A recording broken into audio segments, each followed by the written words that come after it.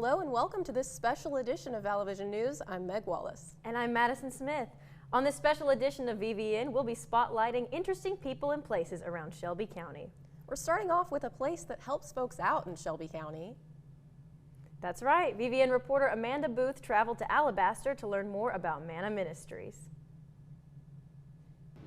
Manna Ministries is a nonprofit food bank that works hard to provide the community of Shelby County food and necessities. People from the community come out to Manna every Saturday at 6 a.m. ready to volunteer. The day typically starts off with setting up the boxes and carts to put the items in, weighing food, and sorting the food in their designated categories. Around 7 a.m. is when they start passing out the food. The system works as an assembly line that goes rather quickly.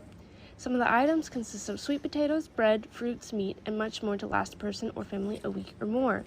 This lasted until 10:30, then it was time to clean up. Community service because it helps me contribute to society. It helps me become a better person. The food bank serves 400 plus people every week and raises money through grants and donations. The food is donated from places like Publix, Aldi, and Walmart. Food is also donated by the community as well as purchased from the Community Food Bank of Central Alabama. If not donated, this food would be thrown out. That there's so much hunger, and when any adults or children are suffering from hunger, it's very hard for them to focus in their job, in school, and so I just feel like it's important for them to be well fed. For more information, you can check out Manna Ministries' Facebook page. Amanda Booth, Vallo Vision News. Hi Amanda. So what was your motivation on spotlighting Manna Ministries? My motivation was just to showcase communities that need help. I think it's really important to showcase that because, as Joanne said in my interview, that if you're not fed, you can't really perform to the best of your abilities. So it's just a really important thing to give back to the community so they can continue. And you go there with your sorority too, right? Yes, I go there often with my sorority. So I'm pretty well versed with the people that go there and who needs help in the community. So, yeah. Awesome. Well, thank you so much for joining us, Amanda. Next, a Shelby County resident is turning content creation into a message of empowerment. Vallo Vision News reporter Walker Payne tells us how she's using the platform to share advice about style and self-confidence. Hey friends, happy Friday. It is time. When it comes to posting online, Amy Barnett has only one goal: helping women of all ages feel comfortable in their skin.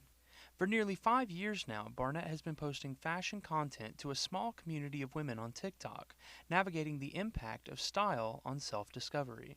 I got started on TikTok just by fluke. I had lost 80 pounds and wanted to rediscover how to dress myself and express my style as I entered into my 50s.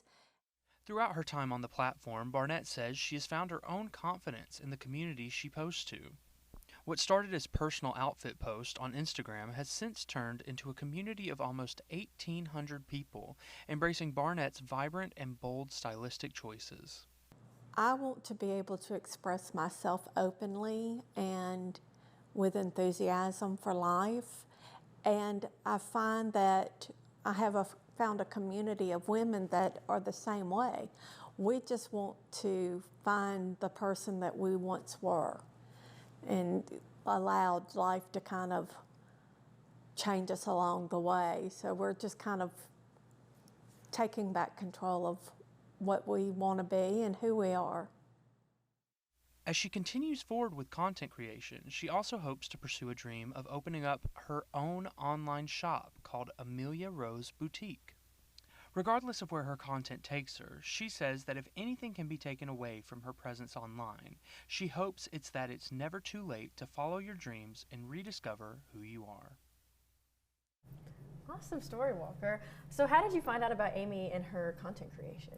Well, Amy is my mother, so I've been there from the very beginning of her content creation journey, and yeah. And how has it been watching her journey and her growth in her content? It's been really eye-opening. For the longest time, I would say me and my mom are very similar. We're both very soft-spoken. We don't really use our voice as much as we probably should, so seeing what she has done with her platform and seeing how much confidence it's brought her, has honestly kind of lit a fire in me as well throughout my time here. So I would say that it's been really nice to see how much it's allowed her to grow.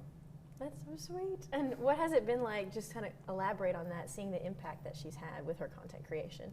Yeah, it's been very nice. I would say that for the longest time, I've seen her posting and seeing the comments and seeing all of these wonderful women commenting on there and asking her for advice on confidence and styling, and it's really just been nice to see her find her own community and her own little section of TikTok and even on Instagram of people finding love for what she does and what she puts out into the world. Well, thank you so much for sharing that with us today. Next, we'll take it up the road to Hoover, where Spain Park High School girls flag football team is making waves for local female athletes. VVN's Sarah Turner has our story. Everyone knows Fall Fridays are for high school football, but Thursday nights, they now belong to the girls. Spain Park High School's girls flag football program has only been around for 5 years, but the Jaguars are already making their mark. This season, Spain Park finished 15-5, falling just short in the state semifinals to Vestavia Hills. A year before that, the Jaguars were state runner-ups. Leading the way is head coach Carmen Starr, who's been with the program since day one.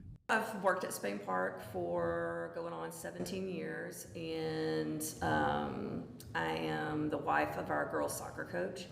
So kind of always been the coach's wife and not the coach. But growing up, Starr developed a love for football thanks to her grandmother, and she always dreamed of being a part of the game herself. But now, as girls flag football becomes one of the fastest growing sports in the country, she saw her chance back in 2021.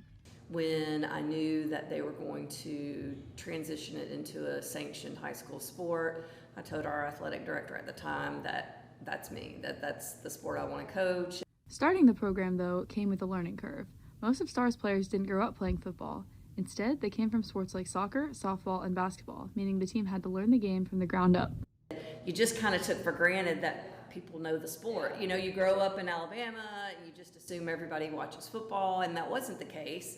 So, you know, yeah, you had to get really basic and foundational with learning the game. Senior Rory Payton knows that journey well. She was one of the program's very first players, or as Coach Starr calls them, the original gamers. I was always intrigued by it. I was just kind of scared. And so we got together and we mutually agreed that we were going to come and try out as 8th graders, and it was like the best idea I've ever had. Now, Payton is preparing to take her game to the next level with opportunities to play flag football in college, something that didn't exist for girls just a few years ago. Another senior, Skylar Simpkins, has already committed to Wallace State Community College, becoming the 4th Spain Park flag football player to continue playing after high school. And for Simpkins, the team has meant more than just football. This team is just special. Like, you find a family here, like Coach Carmen and Coach Starr, like our parents of the team. And then the sisterhood is like you always have somebody to bond with or like talk to. The Jaguars' success has even reached the national stage. The team was recently featured in an NBC Sports segment ahead of this year's Super Bowl, produced by longtime sports journalist Peter King, a moment that meant a lot to the players. That was really interesting for me, seeing myself on TV like that. It showed that there are people around the world that see us as like a team and an actual sport.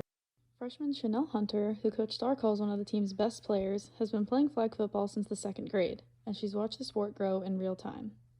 Like, most people think like, oh, you play flag football, it's not real football. And like now they're kind of saying like, oh, people can like they're making it a real sport now. But for Coach Starr, the most important lessons from the game don't happen on the field. It's certainly more about who they are becoming as young women, as teammates, you know, and just how they're able to handle the things in life that come along. So, you know, that part is a lot of fun. You know, yes, it's awesome to win. It's a lot of fun to win, and, you know, we certainly have more fun winning, but it's about so much more than that. In 2021, when girls flag football first became a sanctioned sport in the state of Alabama, 43 schools started teams. Now that number's grown to almost 150. You can catch the Jaguars back on the field this fall as they try to make another run at the state title game beginning this August. For Vallo Vision News, I'm Sarah Turner.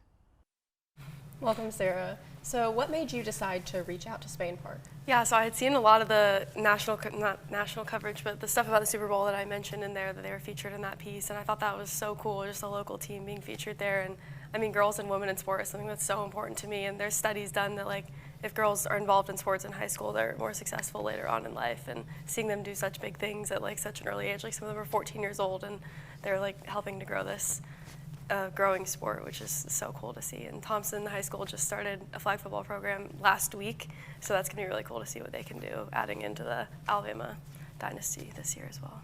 It's an awesome story. Thank you so much for sharing. Thanks for having me. Still ahead on this special edition of Vallo Vision News, from outdoor activities to good food, we continue shining out spotlight around Shelby County. We'll visit Oak Mountain State Park and Montevallo's Mary Moon Cafe when we come back.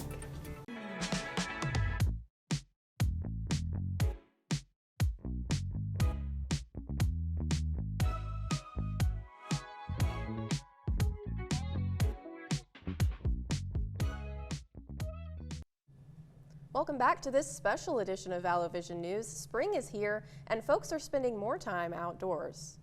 Vallo Vision News reporter Wyatt Smith takes us to Oak Mountain State Park to learn more about their Birds of Prey exhibit. At Oak Mountain State Park's Interpretive Center, a special event saw some fierce flyers. While it wasn't the fairies at the Enchanted Garden, if you ever find yourself around, feel free to take time basking in the sun and making a fairy house from nearby logs and leaves. The garden is open to all guests. Moving inside the center, you find the kids' corner and a few scary critters. They have a snake, a coyote, and an injured falcon named Merlin. As the crowds gathered outside, the Tiny But Mighty Birds event took off, with the first bird of the event, a falcon. As the falconer told everyone about the bird, answering any questions the crowd has about these powerful predators. After all questions were answered, Falconer and Ruth brought out the next bird of the event, Acer the owl. As the crowds fawned over their new friend, and Ruth shared about what makes this little guy such a big problem for its prey. And Ruth says the state park is for more than just events. Really our thing is parks are for everybody. So there is something for everybody to do at Oak Mountain State Park. We have tons of trails for hiking and laying on the beach and mountain biking, and we just encourage everyone to take advantage of it, especially being so close. Oak Mountain hosts events every weekend, but if it's too far of a drive, there are great spots right here in Montevallo, like the beautiful Orr Park behind me, to get some time in the sun. From Vallo Vision News, this is Wyatt Smith. Well, thanks for joining us, Wyatt. That was a beautiful story. I liked looking at all the scenery. What was it like being out there in the open looking at the beauty of this park? It was amazing. The park was wonderful. Got to drive by a beach as you go up to the Interpretive Center. Got stopped by like a gift shop. Great staff. Everyone was super kind. Just being out in the woods was something else, especially being able to go out there just like on the weekend. Montevallo is great, but there's nothing quite like that state park. Just hearing the birds in the air, smelling the fresh wind, it was wonderful. It would have been a little bit better if you could have gotten an interview with one of the birds. I tried. He was talking during the interview, actually. If you listen, there were a couple parts where he starts chirping, but yeah. He was loud. It would have been a lot of hoo and ha and not too much talking. Well, awesome. Thank you so much for joining us, Wyatt. For our next spotlight, we come back to Montevallo and visit Main Street. One local business has shined in a short amount of time. VVN reporter Preston Bennett has the story. Mary Moon has been open in Montevallo for nearly 2 years and has already experienced plenty of success in a short time. It won Restaurant of the Year in 2025 from Shelby County Tourism and 9 other awards from Shelby Living. Rachel Phillips and Cheryl Patton are the owners. Phillips says it feels great to have the success they've had. I'm really excited. I've met so many new people, and me and Cheryl laughed when we became partners. We said between the two of us, we knew everyone in town, because I know a group of people and she knows a group of people, and then having the students here, I just want everyone in here as often as I can. The restaurant formerly was Eclipse Coffee and Books, which was owned by Patton, and before that, it was the Strand Theater, with photos of the theater on the walls in Mary Moon. The restaurant also has partnerships with other local businesses throughout central Alabama, such as Metter's Farm Peanut Butter and June Coffee, as well as purchasing items from Lucky's, Pick and Save, and Navarro's in Montevallo. Phillips says she loves the partnerships they've made. I love meeting other business owners. The more partnerships you have, the bigger your reach is. Phillips says she loves the community and the diversity that comes with it. This community is unlike anyone I've ever been in, because you have the college students and the diversity that's there, and then you have the locals who've been here forever, and they love Montevallo just like I do. So how good is the food at Mary Moon? It's really good. The milkshakes are phenomenal, I'll say that. One thing that I really do find interesting about Mary Moon is, so I love boiled peanuts, right? They have their own homemade recipe that Miss Phillips does for her kids and that she brought over and started doing at the restaurant whenever they opened in 2023. I think those are amazing. But just talking about like the success of that store, you know, in just a few short years, already have won, you know, Restaurant of the Year in the county, and then to continue to have that success moving forward, it's just really cool to see. And especially in Montevallo right here locally. Absolutely. So. Up next for our Shelby County Spotlight, we turn to Greek life involving UM's National Panhellenic Council. Vallo Vision News reporter Cameron Short has more on the story. As the spring semester comes to a close, a new foundation is setting in with NPHC fraternities and sororities. I had the chance to speak with new member Denali Richardson about her process and what is to come for the sorority. I think it was a really good process. I had a good president. I had people that were really good people who were teaching me and instructing me. So today we had picture perfect frappes where we passed out frappes on the farmer patio with students just to engage, you know, as a sorority it is important that we engage and we are there for the community, we're involved. So that was just our way of reaching out and engaging with the community. This past week, both Alpha Kappa Alpha Sorority Incorporated and Kappa Alpha Psi Fraternity Incorporated initiated new pledge classes to their organizations. Active member Jeremiah Bell tells me more about the fraternity. It means like it's a new member presentation. Like it's called, it's like a show / probate class. So whoever is interested in either in sorority or fraternity, they have their own process. And whatever the process ends, they'll have like a little flyer or to people around campus like, hey, we got a new member presentation, like a probate, so I want you to come support and come show out to see who's it's gonna cause into the fraternity or sorority. The Kappas hosted their probate event at Palmer Hall with support from fellow NPHC organizations, IFC fraternities, and Panhellenic sororities. The probate class introduced an ace and a deuce within the class, later on to be revealed as Landon Ray and Will Murray. Vallo Vision News, I'm Cameron Short. What was it like getting to go and experience this event that's so important for these students at Montevallo? It was a great experience, honestly. I just love getting involved with Greek life amongst NPHC, Panhellenics, and IFC. And as a member of an IFC fraternity, I think it's really important for like people across all Greek organizations to, you know, just show up for one another, to be supportive and stuff like that. And obviously for me as a man of color, I just really appreciate these kind of things going forward, because when I was growing up, I was always told about joining Greek organizations. Now, of course, it was known for NPHC, but it's still lovely to see how, you know, these bonds are grown through Greek life and everything like that in between, and just seeing how everybody's recruitment process is different, seeing how everybody goes through their own different kind of initiations and probates and everything like that. So I just really wanted to showcase everybody who got to see it, you know, just how different but yet united Greek life can be. Awesome. Well, you did a fabulous job sharing those stories. Thank you. Thanks. For more on all of these stories you've seen today, check out our website, vallovisionnews.com. That's all the time we've got for this special edition of Vallo Vision News. We hope you've enjoyed these Shelby County Spotlights. Be sure to tune into Vallo Vision News next Wednesday. Have a great day, everyone.